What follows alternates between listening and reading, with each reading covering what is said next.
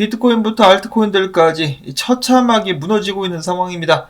바닥이 있어야 좀 딛고 버틸 텐데 바닥이 없는 상태에서 무너지고 있기 때문에 공중을 날고 있는 그런 느낌까지 들게 하는데요. 이 또한 지나가리라. 어째서 이 또한 지나가리라 라고 생각할 수 있는지 그런 부분에 대해서도 오늘 정보를 잠깐 준비를 해봤습니다. 나온 소식들을 하나하나 살펴보도록 할게요. 자, 첫 번째로 비트코인 RSI입니다. 2020년도 3월 그때 3,000달러까지 빠졌었는데 3,000달러 때까지 빠졌었는데 그때 이후로 최저치를 기록하고 있는 비트코인 RSI 주식 심리도 마찬가지로 2020년 3월 이후 최저 수준이라고 하네요. 아직까지 커뮤니티에서는 비트코인이 바닥을 찍었다라고 생각하는 사람은 없는 듯 합니다. 아직 미결제 약정도 남아있는 상황이라고 하고요. 비트코인이 바닥을 찍기 위해서는 항복선언이 나와야 됩니다. 캐피출레이션이라고 하죠. 전부 다 쥐지를 치면서 가지고 있는 물량을 전부 다 던져버리는, 사람들이 극단적 공포에서 기절하는 그런 상황까지 와야 이제 바닥을 찍었다라고 볼 수 있다는 것인데, 그때까지 잘 버틸 수 있느냐, 바닥을 찍고 나서 비트코인이 날아오르기까지 잘 버틸 수 있느냐, 우리는 이를 존버, 영어로는 호들이라고 부른다라고 하죠. 이 크라켄, 거래소 크라켄의 단 헬드는 이야기하기를 비트코인 존버는 고통스럽다. 이번에 만약에 살아남는다면 당신은 진정한 존버의 의미를 알게 될 것이라고 이야기를 했다라고 하는데요. 사실 이 정도 공포는 아무것도 아니죠. 암호화폐 시장에서 좀 오래 들어와 계신 분들께서는 이 정도쯤은 지금 팝콘 드시면서 지켜보고 계시지 않을까라는 생각이 들고요. 밀러 타박 플러스의 수석 전략가는 이야기합니다. 어느 순간 매도자들도 지치게 될 수밖에 없다. 그리고 이렇게 하락세가 지속되면은 비트코인 시장은 조만간 항복 선언을 할 수밖에 없을 것. 그때가 되면은 기관 투자자들이 의미 있는 방식으로 돌아오게 될 것이다. 왜냐? 왜 시장이 다시 살아나게 될 것인가? 기관 투자자들은 암호화폐가 없어지지 않을 것이라는 것을 알고 있기 때문에 오래지 않아서 그들이 돌아오게 될 것. 다음으로 해서 넥소의 파트너 같은 경우는 투자자들 사이에 공포가 만연하다.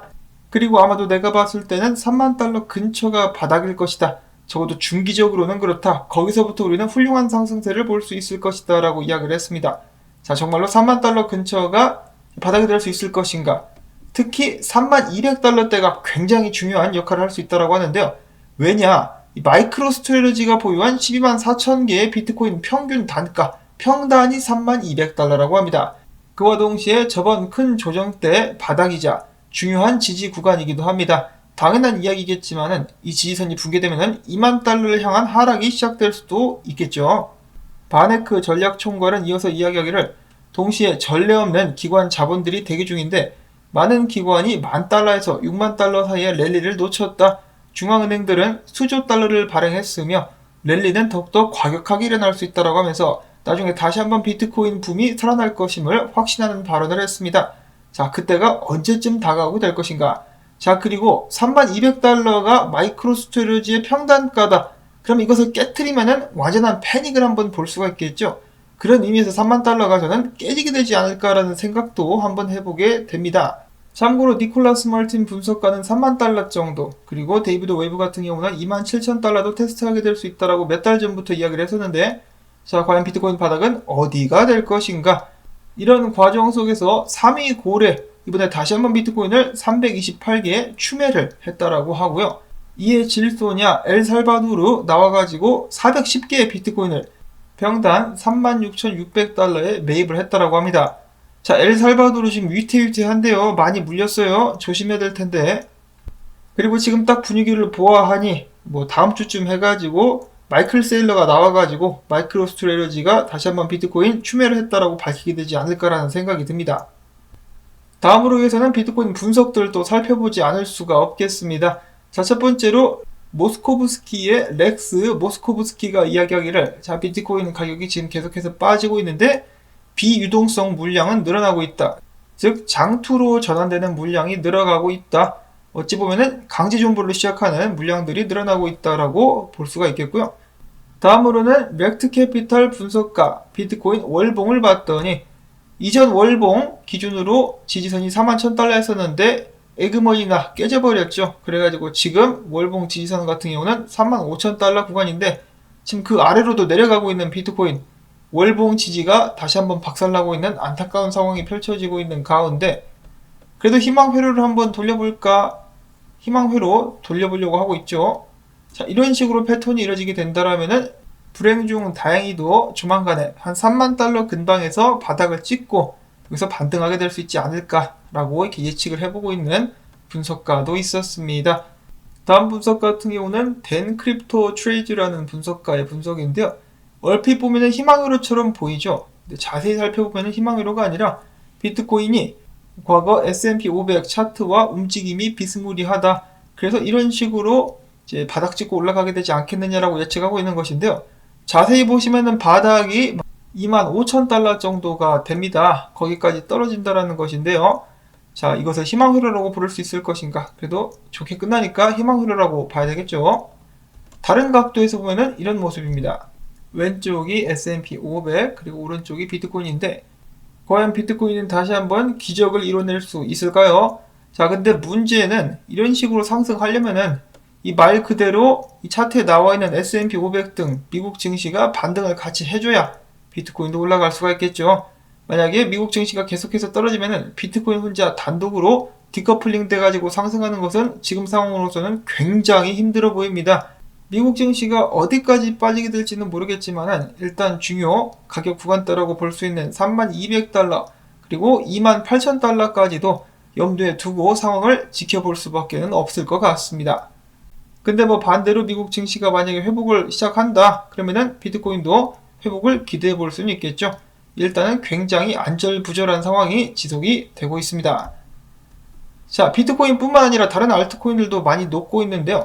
이번 불장 사이클 고점 대비 각 코인들의 하락률을 나타낸 리스트입니다. 비트코인부터 시작해가지고 마이너스 50%, 이더리움 마이너스 52%, 쭉 내려가가지고 시바이누 마이너스 80%, 도지는 마이너스 83%, 아주 그냥 아작났습니다. 아작났어요. 자, 그리고 이런 하락세는 계속해서 이어지고 있다고 하는데 또 가장 크게 두각을 나타냈었던 코인 솔라나가 있지 않습니까? 솔라나는 매도세가 굉장히 거세가지고 80달러 정도가 바닥이 되지 않을까라고 예측을 했었던 분석가가 이제는 40달러에서 50달러까지 보고 있다고 합니다. 아주 그냥 녹아내리고 있는 솔라나. 아, 저도 좀 들고 있는데 200달러대 팔걸 하는 아쉬움이 듭니다. 근데 어쩌겠어요. 이미 늦었으니까 앞으로 한 4년 존버할 거 각오하고 조금씩 사서 모으면서 물타기를 이제 시전하는 쪽으로 가도록 하겠고요. 자, 그 다음에 최근에 증시가 큰 타격을 받았었던 넷플릭스가 NFT 시장 진출 가능성을 암시하는 트윗을 남기기도 했었다라고 하고요. 이어서는 블룸버그가 소식통을 통해서 전달하기를 바이든 정부가 이르면 다음 달 디지털 자산에 대한 정부 차원의 전략을 발표할 예정이다라고 밝혔습니다. 이미 많이 떨어졌으니까 좀 그냥 내버려 뒀으면 좋겠는데, 자, 그 다음으로는 불가리아 재무장관이 나와서 암호화폐 결제 옵션을 모색 중이라고 밝혔네요. 자, 긍정적인 발언이긴 한데 지금 암호화폐 시장의 분위기가 난장판이 되어 있는 상황이어가지고 좀 안타깝다라는 생각이 듭니다. 마지막으로는 월가의 전설적인 투자자이자 자산운용사 GMO의 창업자가 최근에 이렇게 이야기를 했다라고 하네요. 암호화폐와 암호화폐 투자자들을 보고 있으면 벌거벗은 임금님 우화를 떠오르게 한다. 이야기에 나오는 벌거벗은 임금님의 투명한 옷이 이 비트코인과 같다라는 것이죠. 그래서 많은 사람들이 실체도 없는 것에 대해서 감탄하면서 놀라워하고 있다. 비트코인이 기술적으로 너무 복잡하고 우수하기 때문에 일반인들이 이를 이해하지 못하고 그저 믿기만 하고 있다. 나는 그렇지 않다. 이 같은 상황에서 믿기보다는 회피하는 것을 선호한다라고 지적을 했습니다. 일단 비트코인이 하락하기 시작했으니까 이렇게 당당하게 이야기할 수 있는 것인데요. 자, 근데 많은 사람들이 비트코인을 선호했었던 이유 중에 한 가지가 양적 완화 때문이었었죠. 달러를 무제한으로 발행하고 미국 정부의 빚이 사상 최대치를 넘어서 계속해서 올라가고 있는 상황에서 대안이 필요하기 때문에 비트코인을 선택하는 사람들도 굉장히 많았었습니다. 인플레이션은 말할 것도 없고요. 자, 과연 미국 정부 및 연준이 돈 찍기를 그만둔다라고 하는데 그게 얼마나 가겠습니까? 다시 한번 비트코인의 시간은 반드시 찾아오게 될 것이라고 생각을 하고 있고, 이 벌거벗은 임금님의 옷과 비트코인은 정말 다르다. 예를 들어 밈코인 같은 경우는 제가 좀 인정을 하도록 하겠습니다. 밈코인이나 밈 주식 같은 경우는 폭탄 돌리기가 될 수 있겠지만 비트코인 같은 경우는 이미 굉장히 펀더멘탈이 강해지고 있으며 실질적으로 활용이 되고 있기 때문에 실체가 없는 투명한 옷과는 거리가 멀다 라고 한번 생각을 전해보면서 오늘 소식은 여기서 마무리를 짓도록 하겠습니다. 심란하시겠지만은 힘내실 수 있기를 바라고요.